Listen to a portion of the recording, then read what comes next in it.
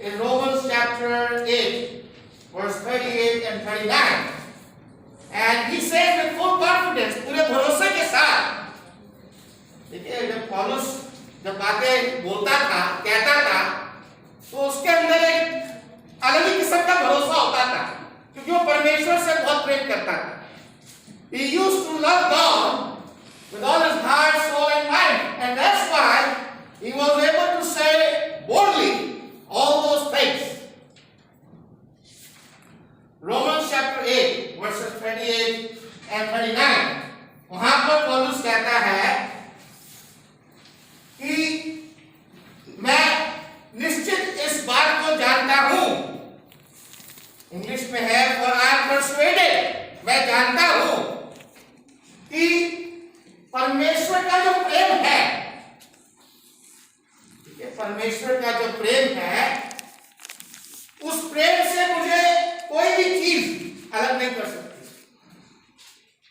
परमेश्वर के प्रेम से मुझे कोई भी चीज अलग नहीं कर सकती. ना मृत्यु, ना जीवन, ना स्वर्गदूत, ना प्रधानताएं, ना वर्तमान, ना भविष्य, ना सामर्थ, ना ऊंचाई, ना गहराई और ना कोई और सृष्टि हमें परमेश्वर के प्रेम से जो हमारे प्रभु मसीह यीशु में है अलग कर सकती है.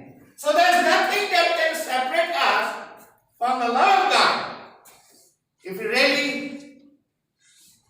have our life surrendered to Him. अगर हमने पूरी तरह से अपने जीवनों को परमेश्वर को समर्पित कर दिया, एक हमारा परमेश्वर के साथ एक लगाव है. We are close to our God and nothing can separate us from the love of God.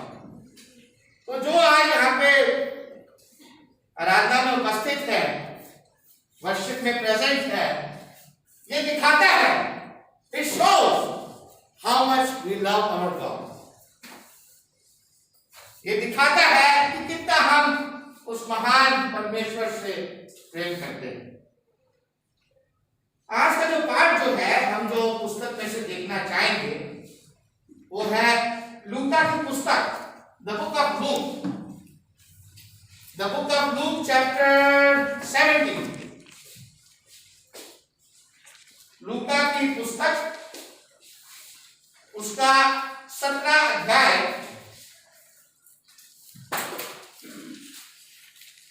11 से 19 में चाहूंगा कोई इसको पढ़े और जरा जोर से पढ़े. The Book of Luke chapter 17 11 to 19. ऐसा हुआ कि वह यरूशलेम जाते हुए सामरिया और गलील के बीच से होकर जा रहा था. किसी गांव में प्रवेश करते समय उसे 10 कोढ़ी मिले. उन्होंने दूर खड़े होकर ऊंचे शब्द से कहा, हे यीशु, हे स्वामी, हम पर दया कर. उसने उन्हें देखकर कहा, जाओ और अपने आप को याजकों को दिखाओ. और जाते जाते वे शुद्ध हो गए. तब उनमें से यह देखकर कि मैं चंगा हो गया हूँ, ऊंचे शब्द से परमेश्वर की बड़ाई करता हुआ लौटा और यीशु के पांवों पर मुंह के बल गिरकर उसका धन्यवाद करने लगा. और वह सामरी था. इस पर यीशु ने कहा, क्या 10 शुद्ध नहीं हुए? तो फिर वे 9 कहाँ हैं? क्या इस परदेशी को छोड़ कोई और ना निकला जो परमेश्वर की बड़ाई करता? तब उसने उससे कहा, उठकर चला जा, तेरे विश्वास ने तुझे चंगा किया. देखिए यहाँ पे एक घटना का वर्णन है और इस घटना में एक बीमारी के बारे में बोला गया है, वो है लेप्रेसी, कोढ़ की बीमारी, द डिजीज ऑफ लेप्रेसी. और ये कोढ़ की जो बीमारी जो थी यहूदियों के समय में, in the Jewish time, it was considered a very very horrible and bad disease. एक ऐसी ये बीमारी थी यहूदियों के समय में जिससे सब लोग घृणा करते थे. अगर किसी को कोढ़ हो जाता था तो एकदम उसका बहिष्कार हो जाता. कोई भी नहीं चाहता था कि मुझे कोढ़ हो जाए, मुझे लेप्रेसी हो जाए. और उस समय तो कोई इसका इलाज भी नहीं था। There was no cure for leprosy in those days. In the Jewish era, यहूदियों के समय में इस बीमारी का कोई उपचार नहीं था, कोई क्योर नहीं था, और इस घृणा को, इस बीमारी को बहुत ऐसी नजरों से देखा जाता था कि बहुत गंदी, मतलब अगर किसी को कोढ़ होता था तो लोग अपने आप को अलग कर लेते थे। इतनी खराब ये बीमारी थी। और परमेश्वर के वचन में, लय व्यवस्था की पुस्तक में पूरा इस बीमारी के बारे में बताया गया है। The Book of Leviticus chapter 13 versus 1 to 46, इस पूरी बीमारी के बारे में बताया गया है कि यह कोढ़ जब किसी को होता था तो क्या क्या बातें उसे करने की आवश्यकता थी। उसमें बताया गया है लय व्यवस्था की पुस्तक में कि जो कोढ़ी व्यक्ति होता था उसको अपना जो ऊपरी जो होठ था, अपर लिप, उसको कवर करना पड़ता था, उसको ढकना पड़ता था अपने ऊपरी होठ को, और फिर चिल्ला के बोलना पड़ता था कि मैं अशुद्ध हूं, अशुद्ध हूं, अशुद्ध। देखिए कितना अजीब सी ये बात, मतलब हमारे साथ हमें कोई बीमारी है और हम चिल्ला के बोले कि मैं अशुद्ध हूं, मैं अशुद्ध हूं, मैं अशुद्ध हूं। लेकिन व्यवस्था के अनुसार जो उस समय के जो नियम थे, अगर किसी को कोढ़ हो जाता था, a person who had this disease called leprosy, he has to cover his upper lip and cry, I am unclean, I am unclean, I am unclean. तो आप सोच सकते हैं कितनी गंदी ये बीमारी थी। और लेप्रोसी कोढ़ आज भी है, ये जो बीमारी है लेप्रोसी की आज भी है, इतनी नहीं है जितना ये पहले थी, लेकिन आज भी है। और आज भी लेप्रोसी को, कोढ़ को लोग पसंद नहीं करते। अगर आप किसी कोढ़ी को देख लें तो आपको बड़ा अजीब सा लगेगा। और सोचो उस समय, उस जमाने में जबकि कोई उपचार नहीं था, लोग किस तरह से इस बीमारी को देखते थे। तो यहाँ पे इस बीमारी के बारे में बोला गया है कि किस तरह से यीशु मसीह ने, हमारे प्रभु यीशु मसीह ने, our Lord Jesus Christ, he did a miracle, एक आश्चर्य कर्म हमारे प्रभु ने किया। और वो आश्चर्य कर्म ये था कि उसने 10 कोढ़ियों को चंगा किया। See, Jesus had the power, यीशु के पास वो सामर्थ थी कि वो ये मौजूद करके, ये आश्चर्य कर्म करके लोगों को चंगा कर सके, लोगों की हेल्प कर सके, सहायता कर सके। और वो आश्चर्य कर्म इसलिए करता था, he used to do these miracles in order to confirm, इस बात को प्रमाणित करने के लिए कि वो परमेश्वर की ओर से। देखिए उस समय बाइबल जिस तरह से आज हमारे हाथों में परमेश्वर का वचन है लिखित रूप में, उस समय परमेश्वर का वचन लिखित रूप में नहीं था। तो वचन को दृढ़ करने के लिए, in order to confirm the word, और इस बात को दिखाने के लिए कि मैं जीते परमेश्वर की ओर से हूं, I am from God, God the Father, I belong to him, in order to prove that fact, in order to confirm the word. जैसा कि हम मरकुस 16, मार्क 16, मरकुस 16:20 में देखते हैं कि वचन को दृढ़ करने के लिए, in order to confirm the word, the miracles were done, आश्चर्य कर्म किए जाते थे। तो आज कोई ऐसा कोई व्यक्ति मौजूद नहीं है जो इस बात को बोले कि नहीं मैं तो आश्चर्य कर्म कर सकता हूं। आज कोई भी ऐसा व्यक्ति आज इस तरह का मतलब दावा नहीं कर सकता कि मैं पहले बात आश्चर्य कर्म, इस बात को समझे आश्चर्य कर्म है क्या। प्रकृति के विरोध में जाकर कोई काम अब किसी को दर्द हो रहा है, आप प्रार्थना करते हैं, वो दर्द ठीक हो जाता है, वो आश्चर्यकर्म नहीं है। आश्चर्यकर्म का मतलब है प्रकृति के विरोध में जाकर कोई काम करना, किसी को नया हाथ दे देना या नई टांग दे देना या नई आंखें दे देना, वो होता था आश्चर्यकर्म। और ये सामर्थ्य थी वो यीशु के पास थी। हम सब इस बात को जानते हैं, वचन हमें बताता है। और यीशु के जो चेले थे उनके पास ये सामर्थ्य थी, और चेलों ने जिनके ऊपर हाथ रखे, ठीक है, उनके पास ये सामर्थ्य आश्चर्य कर्मों को करने की। लेकिन जब पवित्र शास्त्र पूरी तरह से हमारे हाथों में आ गया, तब उन आश्चर्य कर्मों की कोई आवश्यकता नहीं, वो आश्चर्य कर्म सब खत्म हो गए। क्योंकि आज हमारे पास परमेश्वर का लिखित वचन है। हमारा भरोसा जो है वो इस लिखित वचन पर होना चाहिए। हमारा विश्वास का जो आधार जो है वो परमेश्वर का वचन होना चाहिए। जैसा कि रोमियो 10:17 में लिखा है कि सुनना परमेश्वर के वचन से, फिर hearing by the word of God। ठीक है, जब हम परमेश्वर के वचन को सुनते हैं तो हमारे अंदर विश्वास उत्पन्न होता है। ठीक है, तो अपने वापस लूका 17 उसमें आ जाए। लूका 17:11 से 19 जो अभी हमने देखा कि कोढ़ के बारे में यहाँ पे दृष्टांत, मतलब 10 कोढ़ियों को यीशु ने चंगा किया परमेश्वर की सामर्थ्य से। और ये जो बीमारी जो है, कोढ़ जो है, इसकी जो तुलना जो है, इसका जो कंपैरिजन जो है, हम पाप के साथ भी देख सकते हैं। We can see its comparison with sin। ये जो बीमारी हमें बहुत से लेसन, बहुत से पाठ हमें पाप के बारे में सिखा सकती है। देखिए, ये जो लेप्रेसी जो है, मतलब जो कोढ़ी होता है, मतलब उसको ये बीमारी में बड़ा गंदा लगता है, ऊपर से बहुत गंदा लगता है, क्योंकि जो त्वचा जो होती है, स्किन जो होती है, वो फटी हुई होती है, एक बार फोड़े हो जाते हैं।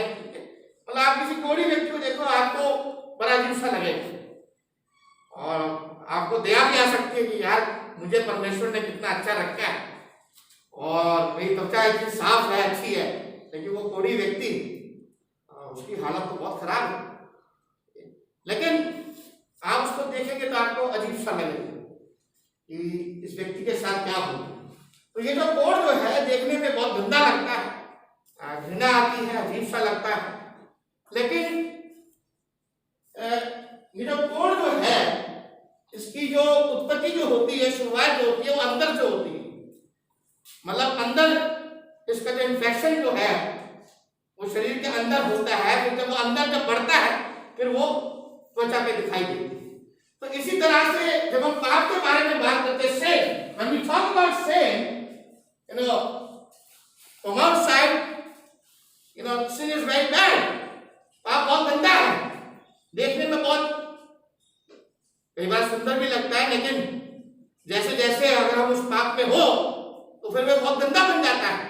लेकिन ये जो पाप की जो बुनियाद जो है, उत्पत्ति जो है, ठीक है, वो मन से। जिस तरह से लेप्रेसी जो है वो अंदर से उत्पन्न होती है, जन्म होता है शरीर के अंदर, जैसे इन्फेक्शन जैसे बढ़ता है, इसी तरह से पाप होता है। और पाप की जो शुरुआत जो है वो यहां से होती है, मन से होती है। It starts from here। अब देखिए, मन के बारे में वचन में एक जगह लिखा है कि हमें इस मन की अच्छी तरह रक्षा करनी चाहिए। We should protect this mind very much because it is the source of all things। सारी बातों का जो स्रोत है, जो उत्पत्ति है, वो यहां से, it is from the mind। जैसा कि नीति वचन 4:23 में लिखा है, Proverbs chapter 4 verse 23, keep thy heart pure, ठीक है, with all diligence, for out of it are the issues of life। ठीक है, इसकी हमें अति अच्छी तरह, पूरी तरह से रक्षा करनी है, क्योंकि यही से सारी बातों का उत्पन्न होता है। तो पाप की जो उत्पत्ति होती है वो यहां से होती है। एक और जगह यीशु मसीह ने कहा था, मत्ती की पुस्तक उसका 15 अध्याय और 19 आयत, Matthew chapter 15 verse 19, that all bad things, all corruption, ठीक है, गंदी बातें, गंदे विचार, चोरी करना, ठीक है, निंदा करना, परमेश्वर के नाम की निंदा करना, ये सारी बातें कहां से आती हैं? ठीक है, बुराई, जितनी भी बुराइयां हैं वो सारी बातें यहां से निकलती हैं। यीशु ने बोला था मत्ती 15:19, तो इसकी हमें अच्छी तरह से रक्षा करनी है। और फिर मैं एक बात सोच रहा था, ये जो जैसा कि मैंने बताया लेप्रेसी के बारे में, कोई भी एक कोढ़ी व्यक्ति के पास अपने आप को उपस्थित नहीं रखना चाहता, उससे दूर रहता था। आज ये हम कोरोना वायरस के उसमें अपने जीवन को बिता रहे हैं, और कोरोना वायरस में एक शब्द बार बार यूज किया गया है, क्वारंटाइन। क्वारंटाइन, अब क्वारंटाइन में क्या होता है कि जिनको ये वायरस हो जाता है उनको बोलते हैं कि आप अलग हो जाओ सबसे, आपका खाना पीना, आप किसी से नहीं मिलेंगे, बिल्कुल आपको अलग कर दे, अलग कर दिया, क्वारंटाइन, ठीक है, कमरे में बंद कर दिया। तो इसी तरह से अगर हम पाप के बारे में देखें, पाप जो है हमें अलग कर देता है, ठीक है, और किससे अलग करता है? पाप हमें परमेश्वर से अलग कर देता है। क्योंकि जब हम जीते परमेश्वर के बारे में बात करते हैं तो वो जो परमेश्वर जो है वो एक पाक खुदा है, सबसे पाक, पवित्र, और वो कोई भी खराब चीज, श्रापित, गंदी चीज उसके सामने वो खड़ा नहीं हो सकता। जैसा कि हम पढ़ते हैं पहला पत्रस 1:15 और 16, देखिए वहां पे होलीनेस के बारे में बोला गया है, 1 पीटर 1:15 और 16, और वहां पे इस प्रकार से लिखा है, क्योंकि जिस तरह से तुम्हारा जो बुलाने वाला जो है वो पवित्र है। हमारा बुलाने वाला कौन है? हमारा जीवित परमेश्वर का। जिस तरह से वो पाक है, जिस तरह से हमारा बुलाने वाला पवित्र है, उसी तरह से तुम सारे चाल चलन में, अपने सारे चाल चलन में अपने आप को पवित्र बना के रखो। और फिर 16वीं आयत में लिखा है, क्योंकि मैं पवित्र हूं इसलिए तुम भी अपने आप को पवित्र बनाओ। खुदा कह रहा है, परमेश्वर कह रहा है, मैं पवित्र हूं, मैं पाक हूं, इसलिए तुम अपने आप को पाक, शुद्ध, अपने आप को पवित्र बना के रखो।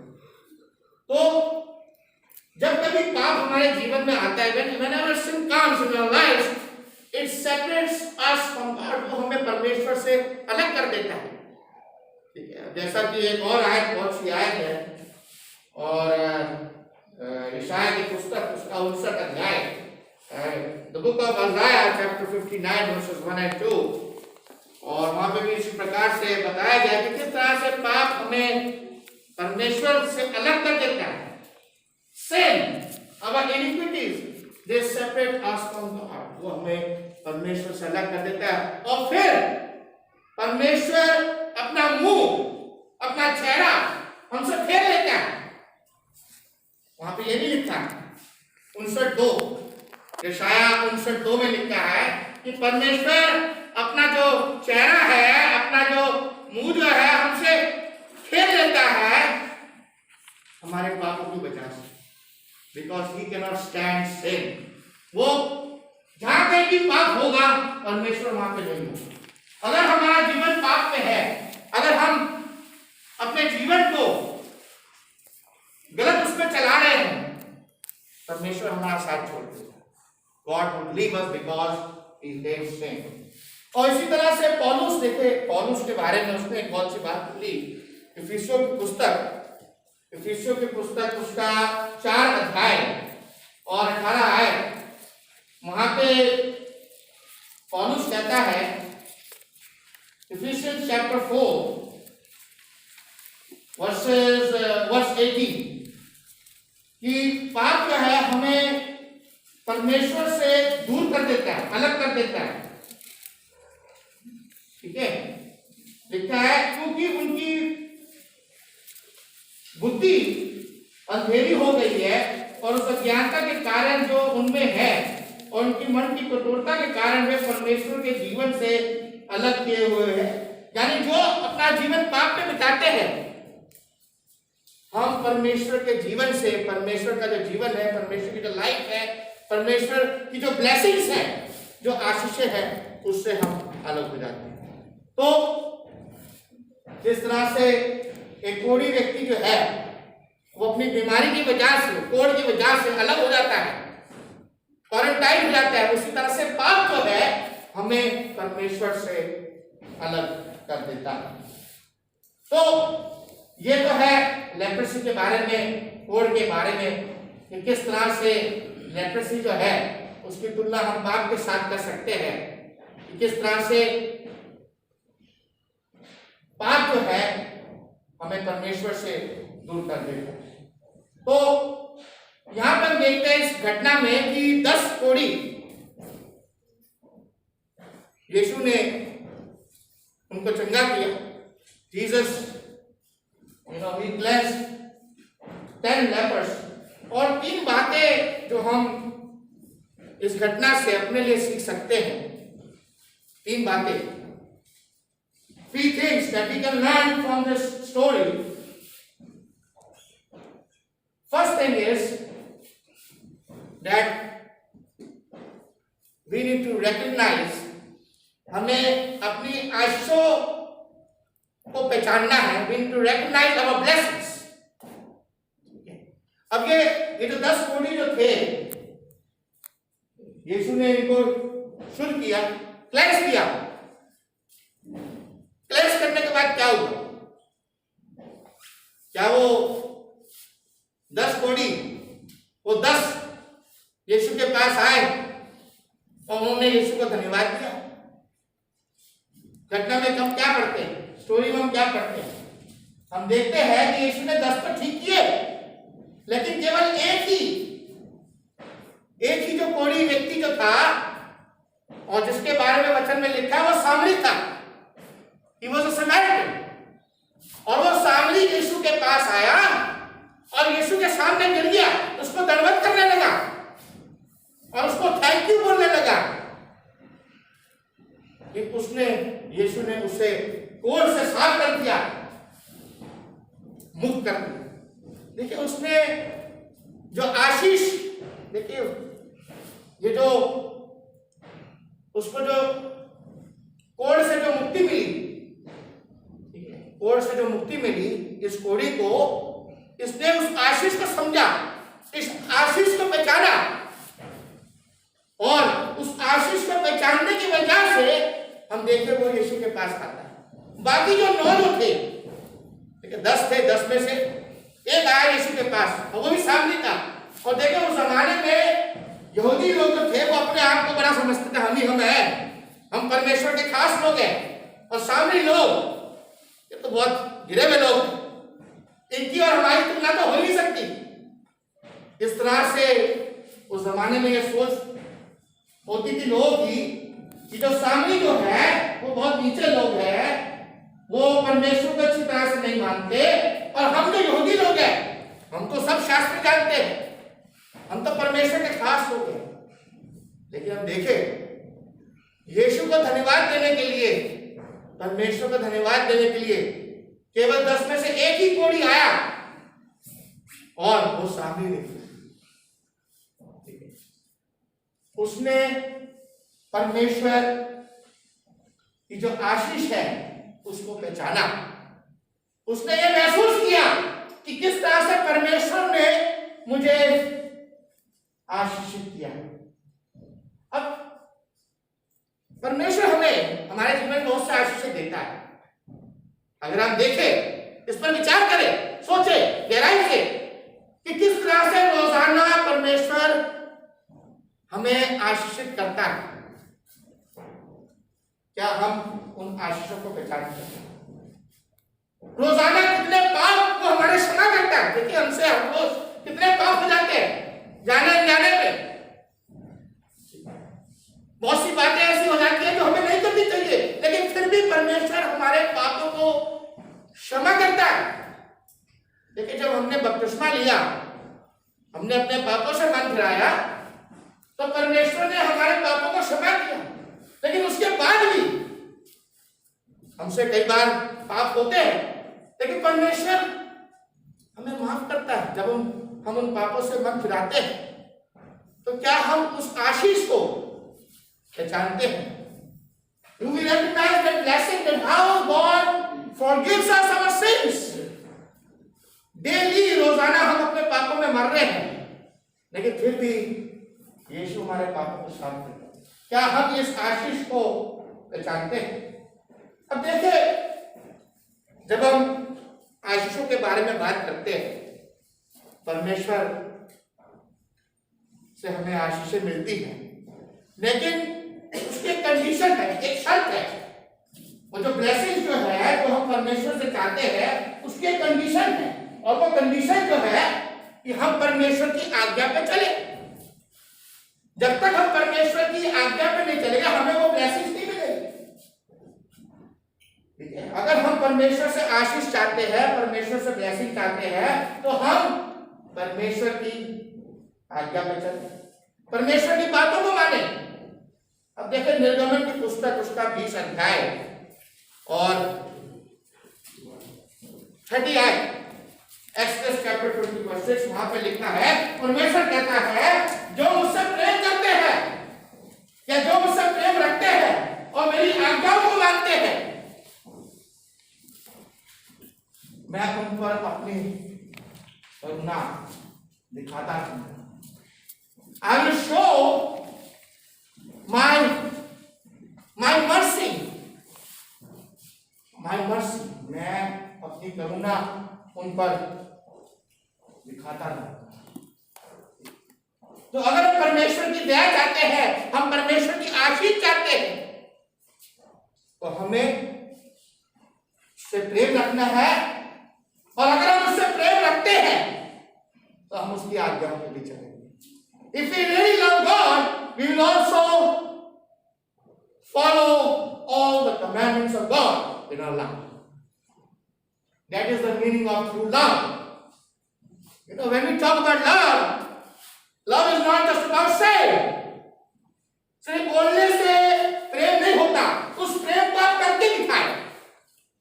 ठीक है? You show it. You say you love God, you show it by never missing any Lord's day. अगर आप वास्तव में परमेश्वर से प्रेम रखते हैं, तो आप परमेश्वर की आराधना को कभी मिस करेंगे नहीं, because you love God. True love means you show it by your actions. आपके जो कार्य हैं वो आप दिखाए, आपका जो प्रेम है उसको दर्शाने के लिए आप कुछ करें, तभी लोग कहेंगे हाँ वास्तव में ये परमेश्वर से प्रेम करते हैं। एक और बहुत सी आयत है।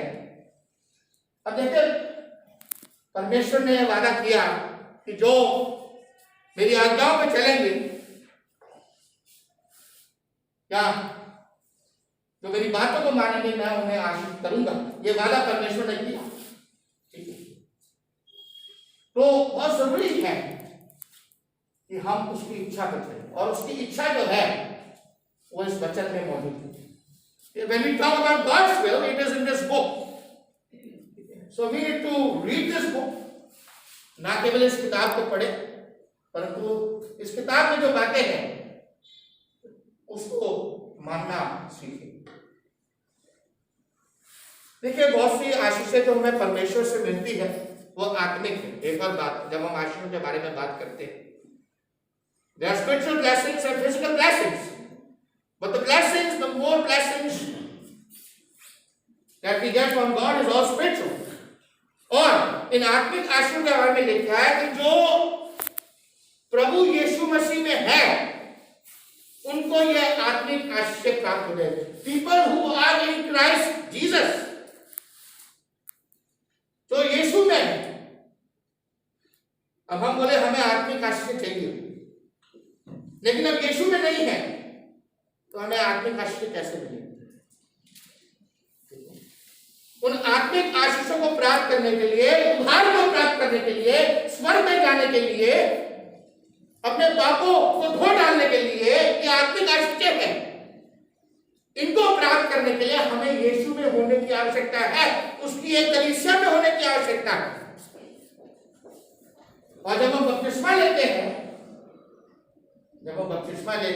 गलतियों की पुस्तक, गलातियों की पुस्तक, उसका 3 अध्याय और 27 आयत हमें लिखा है, जब हम मसीह में बपतिस्मा लेते हैं, यीशु में बपतिस्मा लेते हैं, तो हम मसीह को पहन लेते हैं। हम यीशु को पहन लेते हैं। कैसे पहनते हैं? जब हम यीशु मसीह के नाम में बपतिस्मा लेते हैं। Through baptism we get into Christ. तो तमाम जो आत्मिक आशीषें जो है वो हमें तभी मिलती है जब हम यीशु में होते हैं, उसकी कलीसिया में। लेकिन आत्मिक आशीषों के साथ साथ परमेश्वर हमें शारीरिक आशीष भी देता है। इस बात का भी ख्याल रखें, सारा कुछ आत्मिक नहीं है, फिजिकल भी है। परमेश्वर हमें शारीरिक रूप से आशीषित करता है। अब देखिए इसके बारे में हम देखें किस तरह से यीशु बताता है। मत्ती की पुस्तक उसका 6 अध्याय और 25 से 33। हम इसको पूरा नहीं पढ़ेंगे, आप इसको घर में पढ़ना।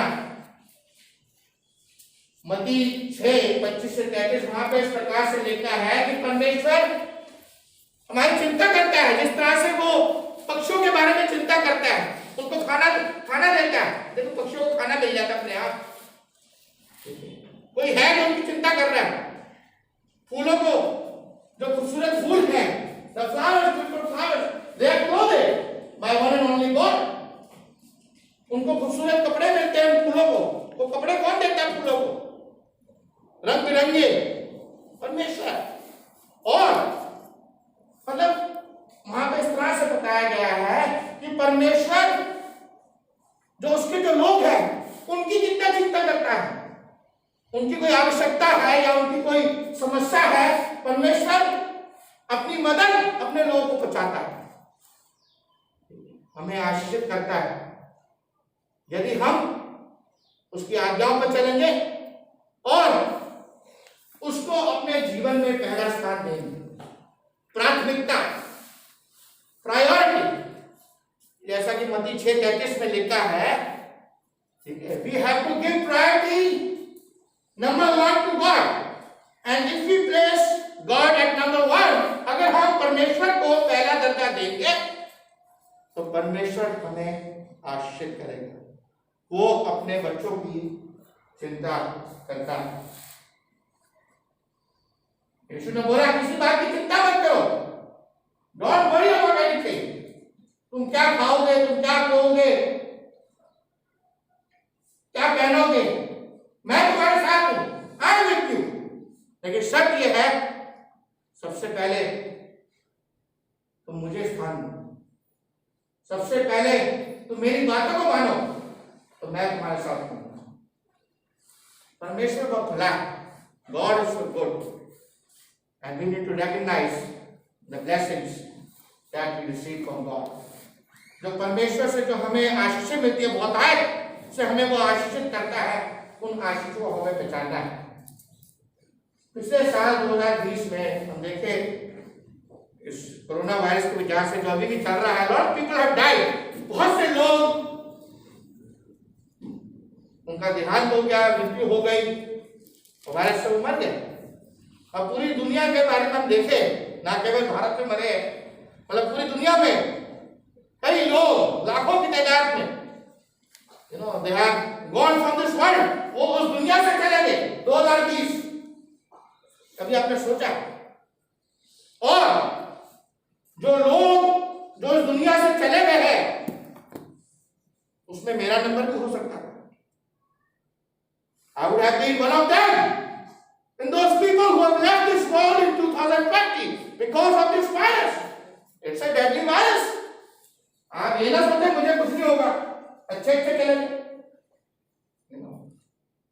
A lot of people, माने में लोग वो 2020 में चले गए, लेकिन परमेश्वर को, उस परमेश्वर को धन्यवाद दो कि उसने आपको अभी तक जीवित रखा है और 2021 आपको दिखाया। ये 2021 आपने अपने अपने आप नहीं देखा, परमेश्वर आपको लेके आया 2021 में। देखिए बहुत लोग चले गए 2020 में, लेकिन 2021 में उस खुदा ने आपको प्रवेश कराया। You need to be thankful to God. आपको उस जीते परमेश्वर को धन्यवाद देने की आवश्यकता है। परमेश्वर को धन्यवाद दें क्योंकि वो भला है, दयालु है हमारे प्रति, वो अपनी करुणा दिखाता रहता है। अय्यूब की पुस्तक उसका 12 अध्याय 10 आयत, जोब चैप्टर 12 वर्स 10, वहां पे लिखा है इन whose hand meaning God's hand, परमेश्वर के हाथों में, on whose hand is the breath and soul of all mankind। जीवन और मृत्यु दोनों उसके हाथों में है। किसके हाथों में? जीवते परमेश्वर के हाथों में। And we need to be thankful to God। हमें उस जीवते परमेश्वर को धन्यवाद देने की आवश्यकता है। तो देखिए ये जो कोड़ी जो था, जो 10 में से जो एक जो शादी था, किसने उस आशीष को पहचाना किस तरह से प्रभु ने, यीशु ने मुझे इस कोड़ से शुद्ध किया। इसी तरह से हमें डेली अपनी आशीषों को पहचानने की आवश्यकता है और परमेश्वर को धन्यवाद देने की आवश्यकता है। We need to recognize our blessings and give thanks to God every day। दूसरी बात, recognize के बाद, अपनी आशीष पहचानने के बाद, remember the source। इस बात को भी ध्यान रखें, ये जो आशीषें जो हमें जो मिलती है, इसका स्रोत क्या है, सोर्स क्या है, सोर्स। इन आशीषों का स्रोत क्या है जो हमें अपने जीवन में मिलती है। अब देखिए लूका 5:21 में, लूका 5:21 में हम देखते हैं ये जो फरीसी थे, फरीसी और शास्त्री थे, इन्होंने एक बात बिल्कुल सही बोली। फरीसी और Shastri, the Pharisees and the Pharisees, they said one thing right। They said, who can forgive sins but God alone? Who can forgive sins? पापों को कौन क्षमा कर सकता है? केवल परमेश्वर क्षमा कर सकता है। उस कोढ़ी ने इस बात को पहचाना कि केवल यीशु ही है जो उसके कोढ़ से उसे मुक्ति दिला सकता है। Only Jesus, he recognized that leper who came back to Jesus when he was cleansed by Jesus, जब यीशु ने उसे शुद्ध कर दिया तो उसने इस बात को पहचाना कि केवल यीशु ही है जिसमें वो सामर्थ है, जिसमें वो शक्ति है कि वो मुझे इस कोढ़ से शुद्ध कर सकता है। बाइबल में जगह लिखा है, और ये आयत मैंने कई बार बोली भी है, कई लोग जानते भी शायद, तो याकूब 1:17, जेम्स 1:17, जेम्स 1:17 वहां पे लिखा है कि every good and perfect gift comes from above, comes from the Father। हर एक अच्छा वरदान, हर एक उत्तम दान परमेश्वर की ओर से है जो ज्योतियों का पिता है। He is the father of lights। वो अंधकार का पिता नहीं है। देखिए एक बहुत सी बात, उसको ज्योतियों का पिता बोला गया है, उस जीवते परमेश्वर को। और जितनी आशीषें जो हमें प्राप्त होती है वो हमें उसकी तरफ से होती है, तो हमें उसका धन्यवाद देने की आवश्यकता है। देखिए पौलुस के बारे में, अगर हम पौलुस के जीवन के बारे में देखें, बहुत सी बातें पौलुस के जीवन में हुई, और इसलिए बार बार वो पूरे कॉन्फिडेंस के साथ इस बात को बोल पाता था कि मेरे जीवन में जो कुछ हो रहा है और जो कुछ चल रहा है, जो जो आशीषें मुझे प्राप्त हुई है, परमेश्वर ने कहां से मुझे बचाया, वो उस बात को मतलब वो एहसास करता था, दिल से एहसास करता था कि वो सब उस परमेश्वर की तरफ से हुआ। परमेश्वर हमेशा मेरे साथ रहा, उसने मुझे मुसीबतों से बाहर निकाला। देखिए जब पौलुस ने अपने जीवन को परमेश्वर को समर्पित कर दिया, तो उसका जो जीवन था वो आसान में नहीं था कि आसानी से फिर उसका जीवन चला। कई बार लोग सोचते हैं हम क्रिश्चियन बन गए, हम मसीह बन गए, अब हमारा जीवन आराम से चलेगा, कोई मुसीबत नहीं आएगी, कोई परेशानी नहीं आएगी। लेकिन जब हम एक मसीह बन जाते हैं तो एक संघर्ष फिर हमारा शुरू होता है, संसार की बातों के साथ, शैतान के साथ, और उसमें हमें दृढ़ बने रहने की आवश्यकता है।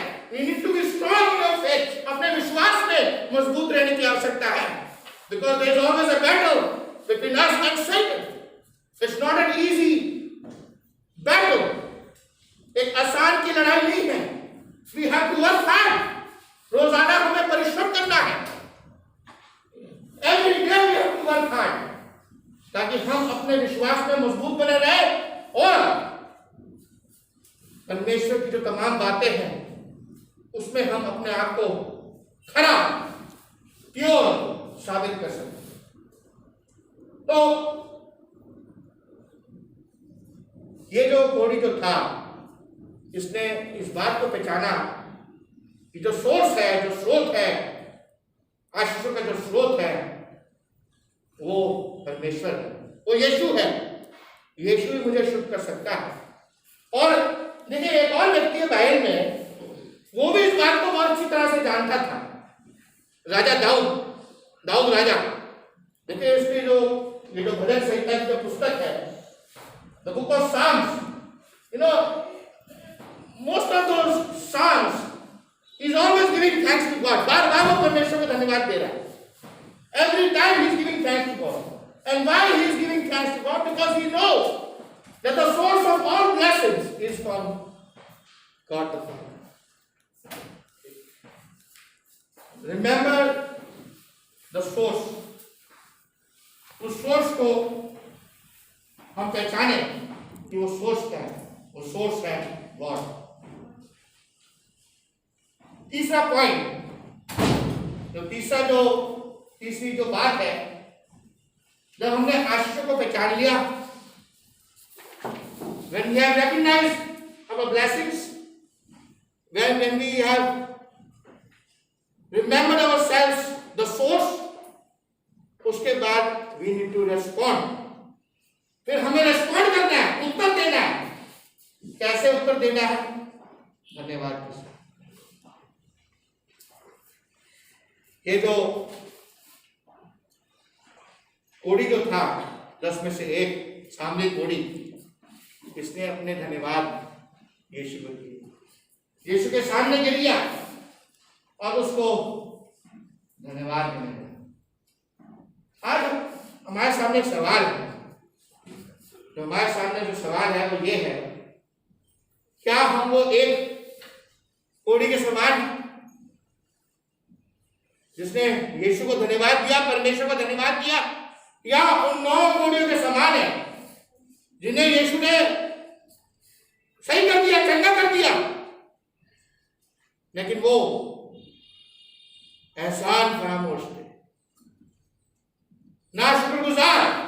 ये कई बार क्या होता है, हमारा जो जीवन जो है, निजी जो जीवन है, in our personal life, there are things that happens.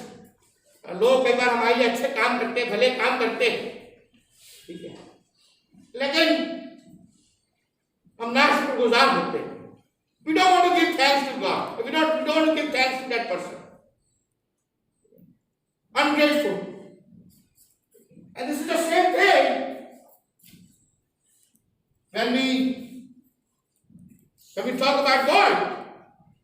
Sometimes in life, कई बार अपने जीवनों में हम परमेश्वर को भूल जाते हैं, हम उसको धन्यवाद नहीं देते। मतलब हम सोचते हैं हो गया, ये तो परमेश्वर को करना ही था, हम उसके बच्चे हैं, हम डेली चर्च में जाते हैं, ठीक है जी, इस तरह से हम बोलते हैं, हम तो बाइबल पढ़ते हैं, तो परमेश्वर को तो ये करना ही पड़ेगा। निजी जीवन में भी अगर हम पर्सनल लाइफ के बारे में देखें, कई बार हम इस तरह से बोलते हैं, ये तो हमारे चाचा है, ये तो हमारे अंकल है, तो हमारा तो रिश्ता है, तो हमें इनको थैंक यू बोलने की आवश्यकता क्या है? थैंक यू बोलने की आवश्यकता नहीं है, ये तो इनका फर्ज है, ये तो परमेश्वर का फर्ज है, परमेश्वर को करना ही पड़ेगा क्योंकि हम उसके बच्चे। नहीं, परमेश्वर कहता है कि आप धन्यवाद दो, बल्कि बाइबल में लिखा है ये कमांड है, ये आज्ञा है, ये आज्ञा है, हुक्म है कि हम परमेश्वर को धन्यवाद दें। कुलुस्सियों 3:15 में लिखा है, वहां पे पौलुस कहता है कि धन्यवादी बने रहो, always be thankful to God in all things. Are we thankful? क्या हम धन्यवादी हैं? You know, sometimes we have a feeling, हमारे अंदर एक एहसास है धन्यवाद का, लेकिन वो यहीं तक सीमित है। ठीक है, we don't do anything about it। ठीक है, कई बार हम सोचते रहते हैं हाँ मुझे उनको थैंक यू बोल देना चाहिए, लेकिन चलो छोड़ो, होता है ना कभी कि हाँ उन्हें मुझे धन्यवाद दे देना चाहिए, लेकिन चलो जरूरत नहीं, कोई जरूरत नहीं है थैंक यू कहने की, धन्यवाद देने की। लेकिन वो जो एहसास, जो धन्यवाद का जो एहसास है, वो सिर्फ यहां तक सीमित नहीं रहना चाहिए, यहां तक सीमित नहीं रहना चाहिए, उसे हमें बोलना है। We need to say, we need to give thanks what the good thing, the good deed that has been done to you। You know, जब हमें हेल्थ चाहिए होती है, देखिए जीवन में हमें हेल्प चाहिए होती है, समस्याएं आती है, मुश्किलें आती है, वी नीड हेल्प, हमें सहायता की आवश्यकता है। ठीक है, and we need help from God, हमें परमेश्वर से मदद चाहिए, लेकिन मदद के साथ साथ we should always be thankful to him. एक बहुत सी आयत है फिलिप्पियों 4:1, फिलिप्पियों 4:6, फिलिप्पियों 4:6, जहां पे पौलुस कहता है कि किसी भी बात की चिंता मत करो, डोंट वरी अबाउट एनीथिंग, किसी भी बात की चिंता मत करो, और फिर लिखता है परंतु हर एक बात में तुम्हारे निवेदन, प्रार्थना और विनती के द्वारा धन्यवाद के साथ परमेश्वर के सम्मुख उपस्थित किए जाए। वहां पे लिखा है with all thanksgiving put your petitions before God। So thanks, धन्यवाद, you know, that should be there in our life। We should be thankful to God for what He has done for us। एक और बहुत सी आयत है भजन संहिता की पुस्तक, उसका 118 अध्याय और इसकी एक आयत, वहां पे इस प्रकार से लिखा है कि परमेश्वर को धन्यवाद दो क्योंकि वो भला है।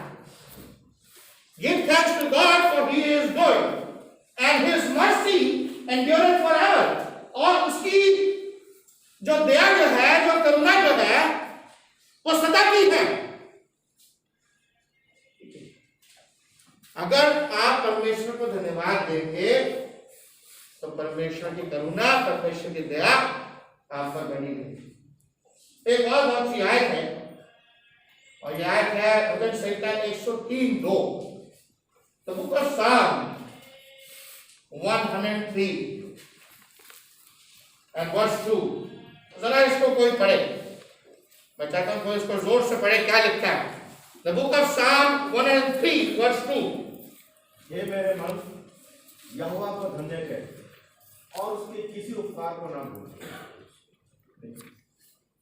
छोटी सी आयत है, तो वहां पे लिखा है, ठीक है, लेखक कहता है, दाऊद कहता है कि परमेश्वर का धन्यवाद करना नहीं भूलना, जो भी उपकार, जो भी बेनिफिट्स, जो भी लाभ तुम्हें परमेश्वर से मिलते हैं उसको तुम ना भूलना। Give thanks to God. और देखिए कई बार हम बोलते हैं कि थैंक्स करना ना करना कोई बड़ी बात नहीं है, लेकिन अगर हम अनथैंकफुल है, अगर हम धन्यवादी नहीं है, ना शुक्रगुजार है, एहसान फरामोश है, तो ये एक पाप है। देखिए रोमियो की पुस्तक उसका एक अध्याय 21 आयत, ठीक है, अगर हम उसको देखेंगे तो वहां पे लिखा है ये जो इनग्रेटिट्यूड जो एटीट्यूड है, ठीक है, ना शुक्रगुजार, एहसान फरामोश, ये एक पाप है। It's a sin. So we should always be thankful to God for all the blessings which He blesses us with. तो भी इस पाठ को हम समाप्त करते हैं तो ये 3 बातें आप हमेशा याद रखें कि अपनी आशीषों को पहचाने। Number 1 thing which we can learn from this story of these 10 lepers, how Jesus blessed them, that we recognize our blessings, अपनी आशीषों को पहचाने। सेकेंडली रिमेंबर द सोर्स, उस स्रोत को पहचाने, वो सोर्स क्या है, वो सोर्स खुदा है। और थर्डली